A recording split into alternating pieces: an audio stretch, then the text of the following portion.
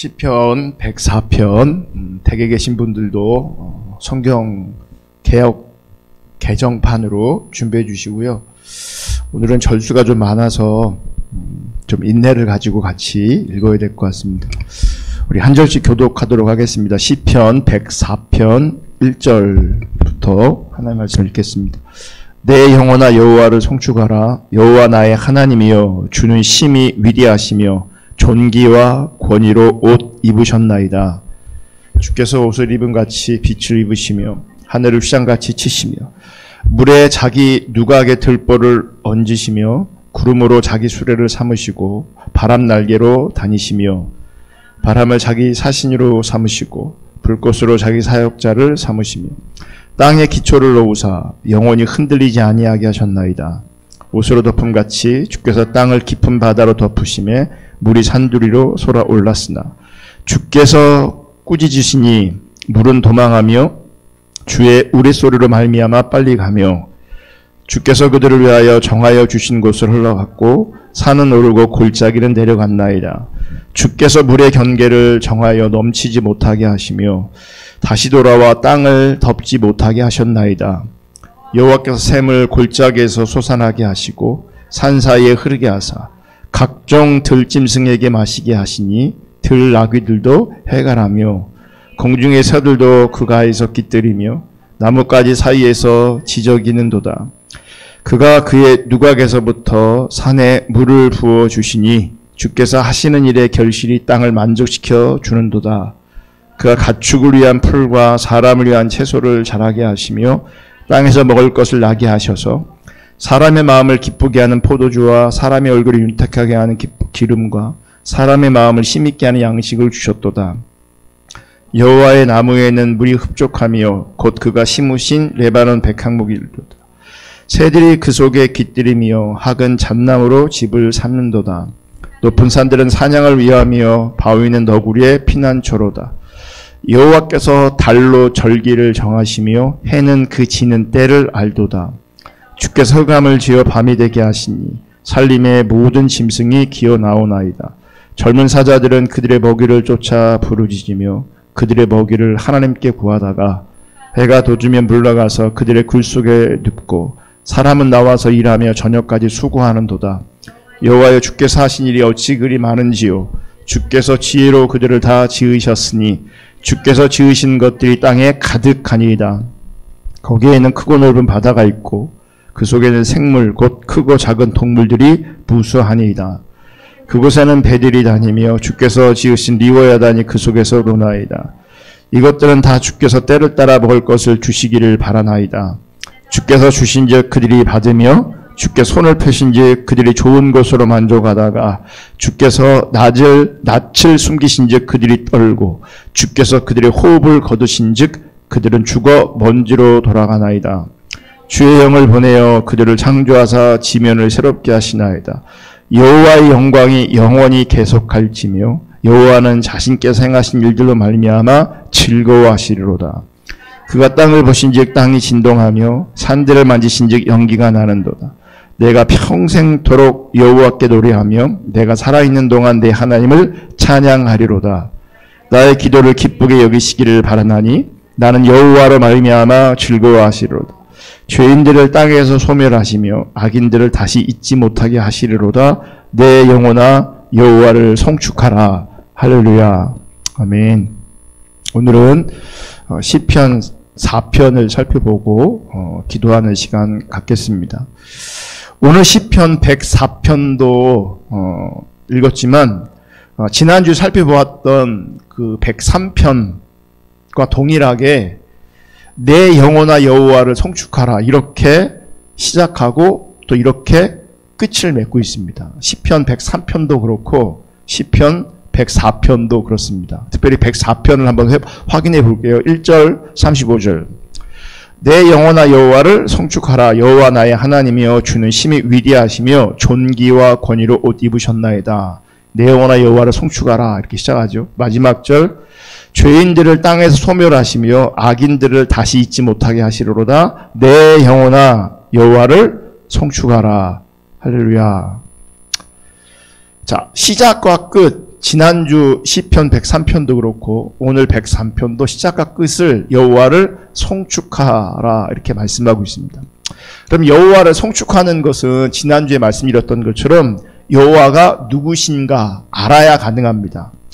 또 여호와가 어떠한 일을 행하셨는가 알아야 송축하는 것이 가능합니다. 왜요? 여호와께서 행하신 그 일을 우리가 알 때에 감사하게 되고 그분을 높이게 되고 그분을 기뻐하게 되죠. 이제 그게 하나님을 송축하는 겁니다. 그러니까 중요한 게 뭐예요? 신앙의 본질인 하나님을 아는 것. 그분을 알고 그분이 행하신 일을 알 때에 정말 예배자로 하나님을 송축하는 자로 서게 되는 겁니다. 그러니까 하나님 모르면 하나님께서 행하신 일을 모르면 여호와를 송축한다, 예배한다, 그분을 기뻐한다, 감사한다 라고 하는 것들이 쉽지 않게 되어지는 거고요. 어떤 분들에게는 모르기 때문에 불가능하게 되는 겁니다. 여러분, 우리가 하나님의 백성 되었다면, 내가 하나님의 자녀라면 그것은 하나님이 일하셨기 때문입니다. 제가 저를 돌아볼 때 저는 하나님 앞에 회심했다, 내가 구원받았다 분명히 고백할 수 있습니다. 고백할 수 있습니다. 그런데 어느 순간부터 나에게 일어난 그 회심이 잘 안 보이는 게 보입니다. 그리고 회심했다 혹은 구원받았다 하지만 그 구원이 진짜인가, 그 회심이 진짜인가 의심이 들 때도 정말 많습니다. 어떤 목사님이 솔직하게 고백을 하시더라고요. 자기 교회 회심자가 없다. 사람들이 많이 늘었는데, 그리고 재정도 참 많이 늘었는데 회심자가 없다. 무슨 얘기냐면 다른 교회 다니는 사람들이 자기네 교회 많이 왔다는 거죠. 그러니까 사람들이 늘었지만, 재정은 늘었지만 회심자가 없었다. 그럼 그 얘기가 굉장히 공감이 되죠. 진짜 회심이 우리 시대에 얼마나 많이 일어나고 있을까. 어쨌든 분명한 것은 내가 하나님의 자녀가 되었다, 내가 하나님의 백성이 되었다, 그것은 내가 회심한 게 아니고요, 하나님이 일하신 거죠. 하나님 분명히 일하신 겁니다. 그렇다고 지금 하나님께서 일하지 않는다는 건 아니고요. 그러니까 나의 존재가 하나님의 일하심의 결과라면 그건 분명 하나님의 은혜예요. 그런데 오늘 말씀을 쭉 살펴보면, 읽어보면 뭐를 또 알 수 있냐면, 하나님의 자녀가 된 것, 하나님의 백성이 된 것 분명히 하나님의 일하심의 결과이기 때문에 그것도 은혜이지만, 여러분, 우리 인간이 하나님을 알든 하나님을 모르든 이 땅 가운데 존재하고 있는 것만으로도 하나님의 일하심의 결과이고 곧 은혜라는 거죠. 그건 일반적인 은총이지만, 일반적인 은혜이지만. 여러분, 지난 시간에 살펴봤던 시편 103편에서 하나님이 행하신 일은 우리의 죄를 따라 갚지 않으신 하나님이었습니다.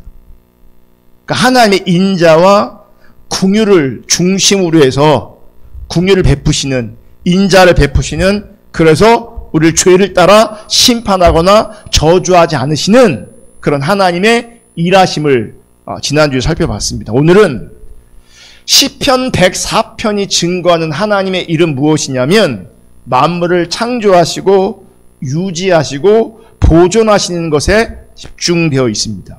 그런데 보세요.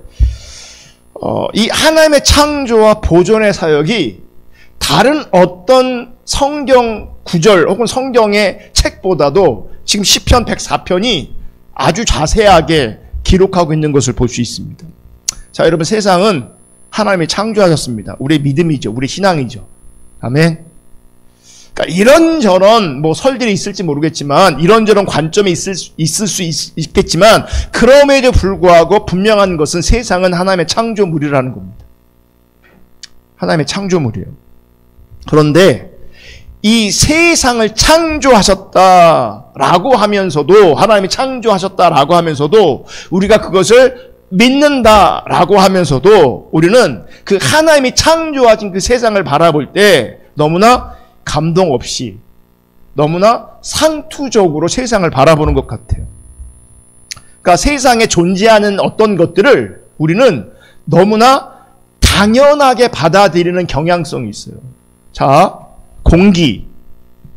우리가 호흡해야 살잖아요. 공기가 있어야 당연히 사는 거예요. 그런데 이 공기가 존재하는 것을 우리는 너무나 당연시 여겨요. 너무나.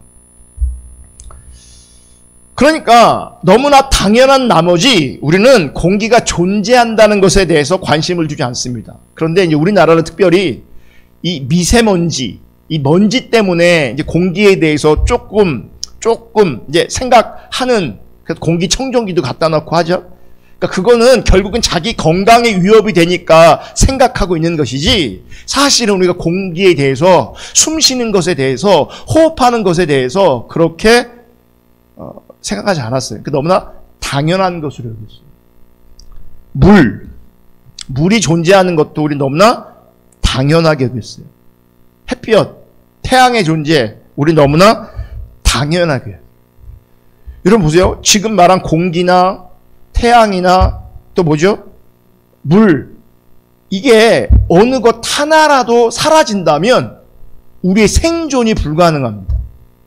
공기 없으면 우리 생존할 수 없고요. 물 없으면 우리가 생존할 수 없고요. 그거 아세요? 태양이 없어도 우리는 생존할 수 없습니다. 그러니까 지금 내가 살아가고 있는 게, 혹은 내가 생존하고 있는 것이 어쩌면 당연한 게 아니에요. 당연한 게 아니에요. 태양이 내가 만든 것도 아니고, 공기가 우리 인간이 만든 것도 아니고, 물을 인간이 만든 것도 아닌데, 인간에게 필요한 그 어떤 것들이 존재하고 있단 말이에요. 그래서 내가 존재하고 있단 말이죠. 그런데 우리 생존을 위해서 너무너무 중요한 것들을 우리가 인식하지 못한다는 거죠. 그러니까 너무나게 당연하게 여기고 있어요. 그러니까 왜 이런 것들을 너무나게 당연하게 여기냐면 우리 같은 경우는요, 이 당연하게 여기는 것들을 하나님이 창조하셨다라고 말하면서도 당연하게 여기거든요. 은혜로 주어진 것인데, 하나님이 행하신 일의 결과로 우리가 그것을 누리고 있는데, 그런데 많은 사람들은요, 당연하게 여기고 있는 그 일이 왜 가능하냐, 그것을 존재하게 하신 분에 대해서 생각하지 않기 때문에 그래요. 그냥 존재했기 때문에, 있었기 때문에 당연하게 여기는 거예요. 우리도 마찬가지예요. 하나님께서 사실 은혜로 우리 가운데 주신 것인데도 불구하고 하나님을 인식하지 못하니 우리 또한 너무나 당연하게 인식하는 거예요. 그러니까 살아있는 게, 생존하는 게 사실 은총이고 은혜임에도 불구하고 하나님을 인식하지 못하니까 그 은혜, 그 은총을 인식할 수 없게 되어지는 거예요. 그러니까 보세요. 내가 살아있는 것 자체도 당연히 너무나 당연한 거로 생각해요. 내가 오늘을 산 것이 너무나 당연한 거예요. 사실 당연한 게 아닌데. 당연한 게 아니에요. 그러니까 우리가 살아있다, 그러니까 우리가 존재한다는 이 자체가요, 사실은 되게 기가 막힌 일이고 더 나아가서 신비한 일이에요. 왜냐하면 우리가 살아있고 존재하는 것에 대해서 하나님이 일하셨기 때문에 기가 막힌 것이고 신비한 일까지 되어지는 겁니다. 자, 2절부터 4절까지 보면 이제 하늘에 대해서 얘기합니다. 그런데 우리 시대의 관점하고는 좀 달라요. 왜냐하면 고대 시대니까. 그런데 어쨌든 2절부터 보면, 주께서 옷을 입음같이 빛을 입으시며 하늘을 휘장같이 치시며 물에 자기 누각에 들보를 얹으시며 구름으로 자기 수레를 삼으시고 바람 날개로 다니시며 바람을 자기 사신으로 삼으시고 불꽃으로 자기 사역자를 삼으시며. 여기서 주께서 옷을 입음같이 빛을 입으셨다, 이렇게 표현하고 있잖아요. 이게 뭐냐면 빛이 있는 곳에 주가 계시다라고 하는 그런 뜻이 됩니다. 무슨 얘기냐면, 보세요 여러분, 낮에 태양이 뜨면 빛이 없는 곳이 없죠. 빛이 다 비추죠. 그죠? 그렇게 보면 빛은 단순한 우리가 생각하는 문자적인 빛을 말하는 것이 아니라 주가 계시지 않는 곳이 없다고 하는 것을 빛을 통해서 우리 가운데 증명하고 있는 거예요. 하나님 어디든 계십니다.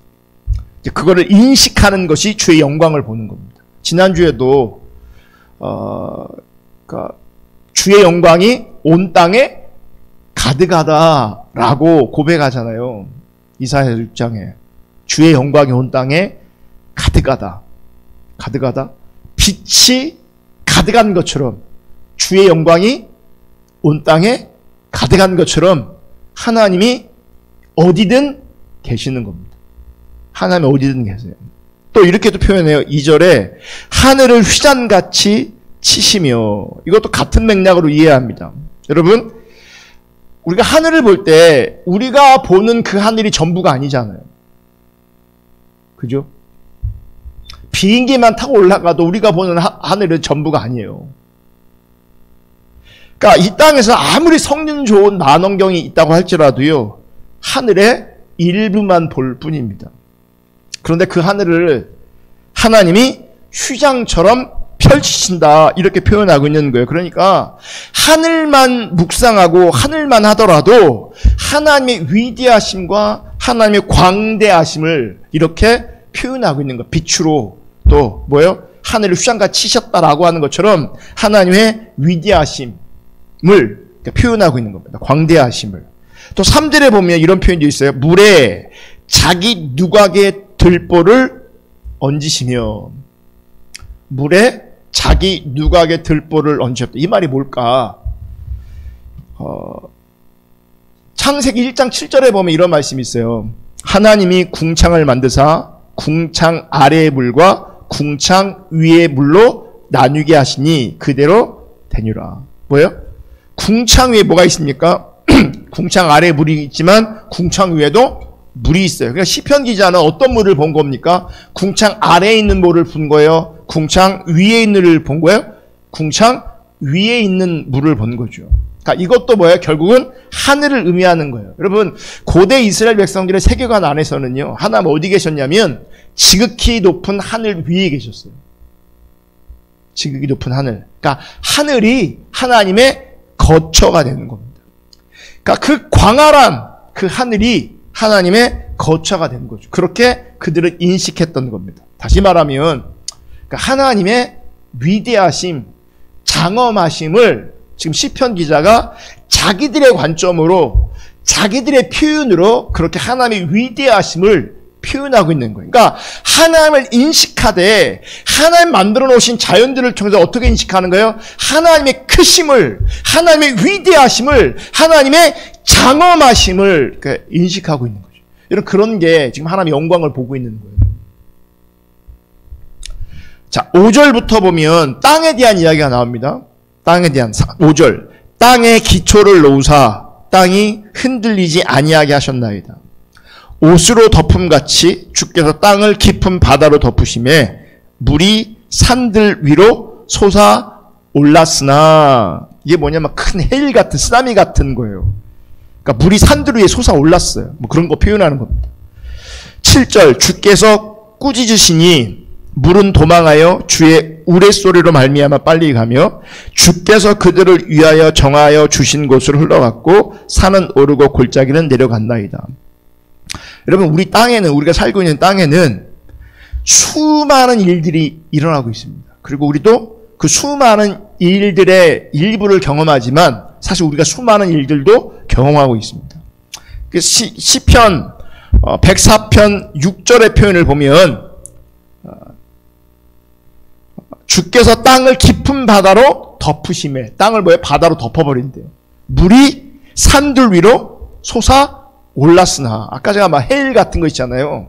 쓰나미 같은 거, 이런 거 뭐예요? 바다가 막 육지를 막 덮쳐버리는 거죠.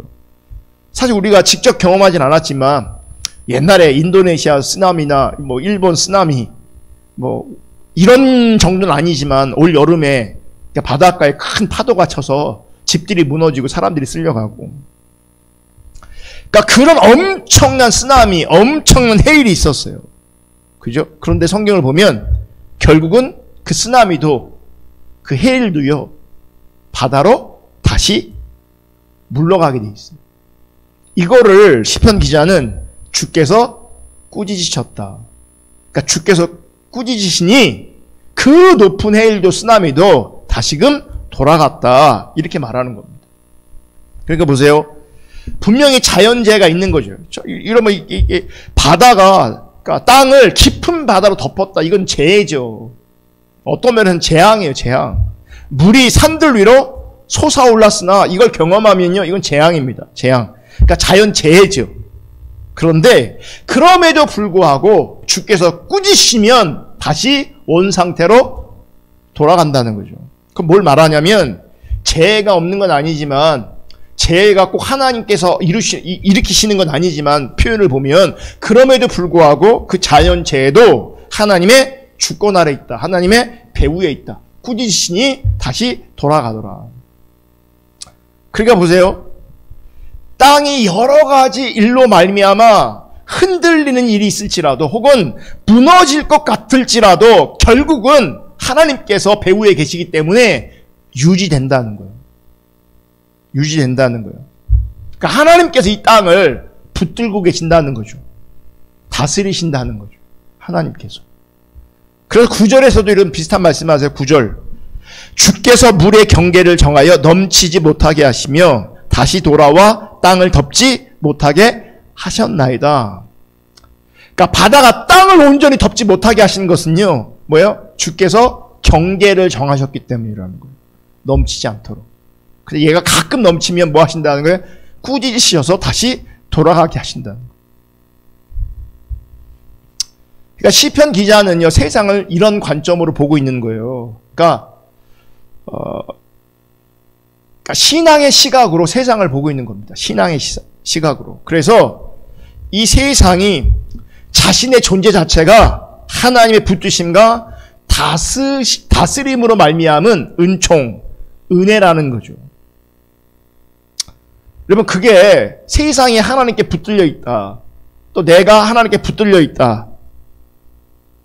그걸 우리가 정확하게 안다면 때로는 가끔 땅이 흔들리는 것처럼 땅이 무너질 것 같은 그런 삶의 현장이 있을지라도 그럼에도 불구하고 내 배후에는 하나님이 계시니 그 하나님 까닭에 흔들리지 않고 도리어 하나님 나를 붙잡고 계시다라고 하는 그 마음으로 말미암아 평안으로, 평강으로, 샬롬으로 나아갈 수 있을 겁니다. 지금은 흔들릴 수 있지만 지금은 땅이 무너질 것처럼 느끼기도 하지만 그럼에도 불구하고 하나님이 계시다라고 한다면 그 평강을 빨리 회복할 수 있을 겁니다. 여러분, 시편 저자가 말하는 이런 하나님의 다스리심은 이것으로 끝나지 않습니다. 10절부터 보면 산에서 흐르는 샘으로 시작해서 땅에 존재하는 동심물까지 하나님께서 다스리신다는 거죠. 그들의 배후에도 누가 계신다는 거예요? 하나님 계신다는 거예요. 10절. 여호와께서 샘을 골짜기에서 솟아나게 하시고 산 사이에 흐르게 하사 각종 들짐승에게 마시게 하시니 들나귀들도 해가라며 공중의 새들도 그 가에서 깃들이며 나뭇가지 사이에서 지저귀는도다. 그가 그의 누각에서부터 산에 물을 부어주시니 주께서 하시는 일의 결실이 땅을 만족시켜 주는도다. 여러분, 제가 서두에도 말씀드렸지만 우리는 땅에 존재하는 것을, 그러니까 나부터, 우리부터, 그리고 이 땅에 존재하는 그 존재를 너무나 당연하게 여겨요. 근데 우리가 당연하게 여겼던 작든 크든 그 어떤 것이든 배후에 누가 있어요? 하나님이 있어요. 여호와께서 샘을 골짜기에서 솟아나게 하셨다. 이것도 누가 하신 겁니까? 그 샘 하나님이 하셨다는 거죠. 나무 누가 하신 겁니까? 배후에 누가 있는 거예요? 하나님이 있는 거죠. 우리는 산에 가면 나무가 있어요. 그 나무가 존재하는 게 너무나 당연한 것처럼 인식해요. 산에 샘이 있다? 너무나 당연한 것으로 인식해요.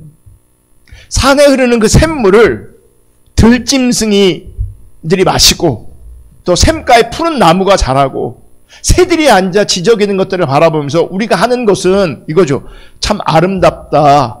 경치가 좋다. 이런 수준에 머물러 있는 거죠. 어떤 사람들은 그런 자연의 풍경을 바라보면서 이렇게도 얘기해요. 요즘 옛날엔 그런 표현 안 했는데 힐링이 된다.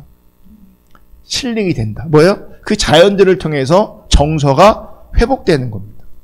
정서가 안정이 되는 거죠. 이런 힐링, 이런 쉼이 가끔씩 우리 가운데 필요할 겁니다. 그런데 오늘 시편 저자는 이런 모든 것들 하나하나를 하나님께서 하시는 것이다. 하나님께서 먹이고 마시게 하면서 하나님께서 보존하시며 하나님께서 존재케 하시는 것이다. 그래서 여러분, 세상이 자연스럽게 돌아가는 게 사실 자연스러운 게 아니라 어쩌면 신비한 일이다. 그래서 하나님께서 허락하시고 하나님의 방식대로 돌아가고 있는 자연스러운 일을 더 자연스럽게 돌아갈 수 있도록 신비하게 바라보면서 그것을 보존할 수 있는 그런 은혜가 우리 가운데 있어야 됩니다. 어쨌든 자연스러운 게 아니고요. 하나님께서 일하시는 하나님의 행하신 일인 겁니다. 제가 이렇게 얘기하니까 그런 것까지 그렇게 신앙적으로 생각해야 되는가? 우리가 그렇게 생각할 수도 있을 겁니다. 그런데 시편 저자는 적어도 세상의 모든 일들을 하나님과 떼어서 생각하지 않는 겁니다. 자신부터 세상의 그 어떤 것들 다 하나님과 떼어놓고 생각하지 않습니다. 그러니까 여러분, 시편 104편을 보면 우리가 하나님을 창조주라고 말하면서 하나님 창조하신 창조 세계에 거하고 있으면서 이 세상을 바라보는 안목이 시편 기자의 안목과 비교해 보면 너무나 좁은 거죠. 그리고 너무나 자기 중립적인 겁니다.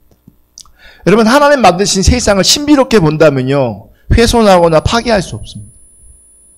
우리 또한 아담과 하와에게 명령하셨던 것처럼 잘 가꾸는 관점에서 다스리는 하나님 대신 그런 삶을 살았을 것인데, 그러니까 세상을 바라보는 안목이 너무나 협소하다 보니까 세상을 바라보는 안목이 너무나 자기 인간 중립적이다 보니까 이제 함부로 여기는 거죠. 당연하게 여기고 함부로 여기는 거예요.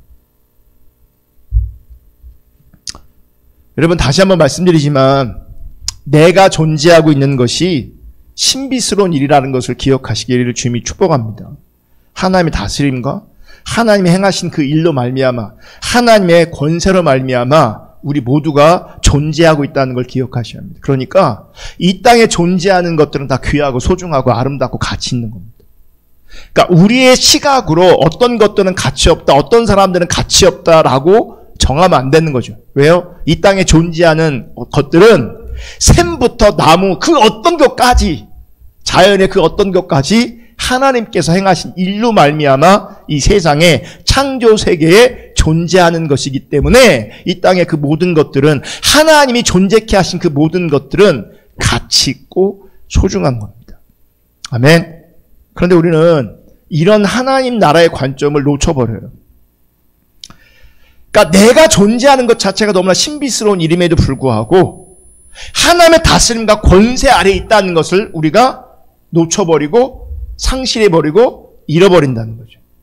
그러니까 우리는 타락한 본성이 주는, 타락한 욕망이 주는 내가 원하는 모습으로 존재하려고 하는 거예요. 그러니까 우리는 존재 자체가 신비로운 존재임에도 불구하고 그걸 망각해버리고 내가 원하는 모습으로 존재하고 싶어야 합니다. 그러다 보니 내가 원하는 모습으로 존재하려고 하다 보니 하나님의 은총, 하나님의 은혜를 잃어버리는 겁니다. 그리고 하나님께서 만들어 놓으신 창조 세계를 당연하게 함부로 여기는 겁니다. 그러면서 자기가 원하는 삶을 꿈꾸는 겁니다. 그러니 하나님을 송축하는 거 가능하지 않게 되는 거죠. 하나님 중심에서 진심으로 예배하는 것 가능하지 않게 되어지는 겁니다. 시편 기자는 이렇게 고백합니다. 24절 여호와여, 다 같이 한번 읽어볼게요. 시작. 여호와여, 주께서 하신 일이 어찌 그리 많은지요. 주께서 지혜로 그들을 다 지으셨으니 주께서 지으신 것들이 땅에 가득하니이다. 주께서 지으신 것이 이 땅에 가득하고, 이 땅에 가득한, 주께서 만드신 그 가득한 것들이 다 무엇으로 만들어진 겁니까? 주께서 지혜로 그들을 다 지으셨다. 그러니까 어느 것 하나 여호와로 말미암아 지음받지 않은 것이 없게 되어지는 겁니다. 그리고 27절, 28절의 말씀처럼 주께서 지으신 모든 것들은 주께서 입히시고 주께서 먹이세요. 27절. 이것들은 다 주께서 때를 따라 먹을 것을 주시기를 바라나이다. 그러면서 실제로 그렇게 하시는 거죠. 때를 따라 다 존재하게 하시는 거죠. 먹고 살게 하시는 거죠. 우리 인간들도요, 하나님과 바른 관계 가운데 있으며 이 양극화 일어나지 않을 겁니다. 때를 따라 인간들은 다 가치 있고 소중하기 때문에 때를 따라 먹을 것을 주실 겁니다. 때를 따라. 29절에 이렇게 말해요. 29절. 주께서 낯을 숨기신 즉 그들이 떨고 주께서 그들의 호흡을 거두신 즉 그들은 죽어 먼지로 돌아가나이다. 말씀을 보면 이런 표현이 있죠. 말씀을 보면 호흡을 거두신다. 죽어 먼지로 돌아가게 하신다. 이것도 누가 하신 일인 거예요? 주께서 하시는 거예요. 존재하는 것도 주께서 하시는 거지만 호흡을 거두시는 것도 죽어 먼지로 돌아가게 하는 것도 다 누가 하시는 거예요? 하나님이 하신다. 시편 기자는 그렇게 보고 있는 거죠. 호흡을 하고 호흡을 거두는 그 모든 것도 주의 권세로 행하신 주의 일이라는 겁니다. 여러분, 우리는 세상에 존재하는 많은 것들을 보면서 하나님의 일하심을 알 수 있고 볼 수 있어야 합니다. 하나님의 일하심을. 그러니까 하나님의 주권 아래 있음을. 그러니까 들의 풀 하나도 하나님의 뜻에 의해 존재하고 있음을 생각해 본다면 우리의 존재, 나의 존재는 결코 가볍지 않다는 것을 분명히 기억하셔야 합니다. 그리고 이 세상이 하나님이 지으시고 보존하시는 하나님의 일로 가득하다는 것 자체가 하나님의 영광인 겁니다. 그러니까 꼭 초월적인 신비한 영광을 경험하고 보려고 하는 것이 아니라 이 땅에 호흡하는 것이, 세상에 돌아가는 것이, 이 모든 것들이 하나님이 일하시는 것들로 바라본다면, 그렇게 인정되어진다면 그게 하나님의 영광을 보는 거라고요. 그리고 하나님의 영광으로 그렇게 인식되어졌을 때에 내가 임마누엘로 함께 하신 하나님 앞에 내가 존재하게 되는 겁니다. 그렇게 내 인생을 살아가게 되는 거죠. 자, 설교를 마치려고 하는데 31절 볼게요. 31절. 다 같이 읽어보겠습니다. 여호와의 영광이 영원히 계속할지며 여호와는 자신에게 행하신 일들로 말미암아 즐거워하시리로다. 이 여호와의 영광이, 여호와의 주권이, 여호와의 통치하심과 다스리심이 영원토록 뭐예요? 지속된다라고 말씀하시죠. 그러면서 여호와는 자신께서 행하시는 일들로 말미암아 뭐 하신다고요? 즐거워하신다. 이게 하나님의 속성입니다. 하나님은 자신께서, 하나님 당신께서 행하시는 일들로 말미암아 즐거워하시는 분이세요. 아멘. 그러면 잘 보세요. 오늘 찬양 가운데 그런 표현이 있었는데, 사람이 하나님을 즐겁게 할 수 있냐? 우리가 하나님을 즐겁게 할 수 있냐? 여러분, 오늘 하나님 즐겁게 하셨습니까? 네? 하나님 즐겁게 할 수 있냐고요? 답은 두 가지예요. 있다 없다 둘 다가 말이 돼요. 그러니까 어떤 면에서 즐겁게 할 수 없냐? 오늘 말씀해 보면 하나님께서는 당신께서 행하시는 일들 때문에, 하나님이 행하시는 그 일로 말미암아 즐거워하신대요. 우리가 뭘 해서 하나님 즐거워하시는 분이 아니라 하나님 그분께서 행하시는 일로 말미암아 즐거워하신대요. 그러면 적어도 우리가 무엇을 한다고 해서 하나님 즐거워하시고 기뻐하시는 것은 아니겠죠. 아니에요. 그리고 타락한 인간의 본성은요, 하나님을 기쁘시게 하려고 하는 마음이 전혀 없어요. 만약 우리가 하나님을 기쁘시게 하려면, 기쁘시게 할 수 있다면, 여러분 오늘 하루에 우리 인생 가운데 오늘 하루만 보더라도 뭘 어떻게 하나님을 기쁘시게 했나요? 오늘 점심은 하나님을 기쁘시게 해드릴 내가 뭘 먹을까 이렇게 고민합니까? 다 나를 위한 고민이잖아요. 나를 즐겁게 하려고. 그죠? 포장은 신앙적으로, 사역적으로 포장되어 있을지 몰라도요, 뜯어보면 결국은 자기중심일 수 있어요. 어디든 간다고 결단해놓고는요, 어디든 안 가요, 사역자들이. 빈들도 간다고 하고, 아굴곡자 빈들 다 간다고 하면 돼. 안 가요. 작은 교회 안 가요. 큰 교회 부교육자로 하려고 하지. 사실은 다 자기 살 길 구하지 무슨 하나님을 기쁘시게. 정말 우리 모두가 하나님을 기쁘시게 한다. 하나님을 기쁘시게 하는 것이 우리의 기준이다라고 한다면요, 하나님 분명히 하나님을 기쁘게 하기 원하는 사람들을 이렇게 인도하실 거거든요. 하나님 다스리심이 더 아름답게 드러날 겁니다. 하나님의 통치하심이 곳곳에서 막 드러날 겁니다. 현실은 그렇지 않잖아요. 기독교가 어느 분은 그래요. 한 30년부터 40년 전부터 망하기 시작했다. 그러니까 그런 건 특정할 수 없어요. 30년이냐 뭐 40년이 50년이라 어느 시점을 정확하게 뭐 찝을 수는 없지만 적어도 분명한 것은 어느 순간부터요, 기독교가 무너지기 시작했고 세상에 짐이 되기 시작했고 급기야는 지금은 혐오의 대상이 돼버렸어요. 정말 제가 속이 너무너무 아픈데 우리 아이들도요, 세상 돌아가는 이 세상 안에 살면서 교회 다닌다고 말을 못한대요. 주일날 너 뭐해? 교회 가는데 교회를 가? 거길 왜 가? 이런대요.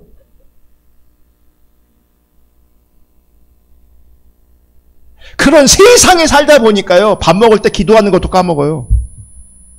분명히 바깥에서 안 하니까 집에서도 안 할 거거든요. 안 하는 게 당연해요. 너무나 익숙해요.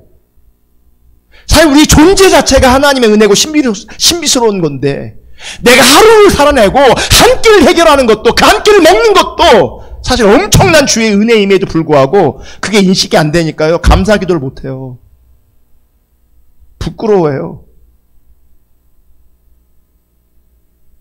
우리 애들도 그러는데요, 딴 애들은 오죽하겠어요.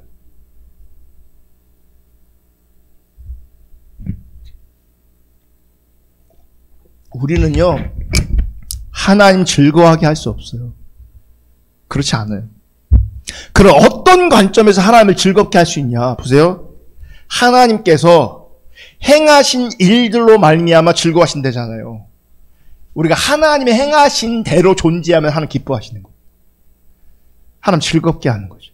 내가 원하는 삶이 아니라 하나님이 존재케 하시는, 하나님 뜻 가운데 하나님의 행하심 속에, 그 하나님의 일 속에 하나님께 행하시는 그 일에 내가 함께하고 내가 쓰임받을 때, 동참할 때 내가 어떻게 되는 거예요? 하나님의 즐거움이 되는 거죠. 그러니까 내가 특별히 뭔가를 하나님 앞에 즐겁게 드릴 수 있는 소스가 있는 게 아니고요, 그 하나님의 행하심 안에 있을 때 하나님 즐겁게 드릴 수 있어요. 하나님 분명히 말씀하세요.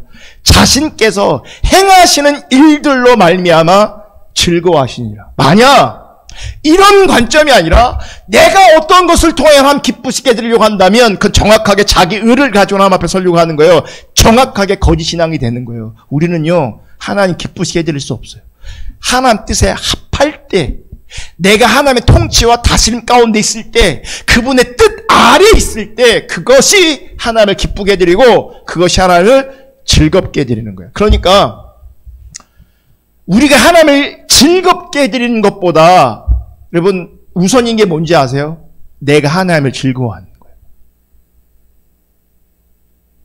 하나님 즐거워하는 게 뭐예요? 제가 서두에 말씀해, 하나님 성축하는 거예요. 하나님 그분을 알고 하나님 행하신 그 일을 알아 그분을 즐거워하는 것. 그래서 그분을 성축하는 거예요. 34절 보세요. 34절 다 같이 읽습니다. 시작.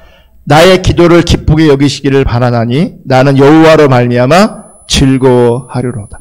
그러니까 우리의 궁극적인 소망이 뭔지 아십니까? 내가 여호와를 즐거워하는 겁니다.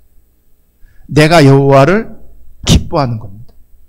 내 존재 자체가 신비롭기 때문에, 내 존재 자체가 은혜이기 때문에 그분을 즐거워하는 겁니다. 그런데 타락한 우리는요, 그런 하나님의 관점을 상실해버려서 자기 중심으로 하나님을 대하다 보니 즐거워하고 기뻐하고 성축하기보다는 하나님을 왜 나를 이렇게 힘들게 하십니까? 나는 왜 이거 안 주십니까?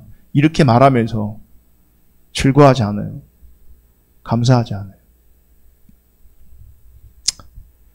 내가 소유하고 누리는 세상의 어떤 것으로 말미암아 즐거워하는 것이 아니라, 또 내가 소유하고 누리는 어떤 것으로 말미암아 즐거워하려고 하는 것이 아니라 하나님으로 말미암아, 다시 말해서 하나님 행하신 일로 말미암아 하나님 자신을 즐거워하는 것, 이게 하나님께 영광이 되는 겁니다.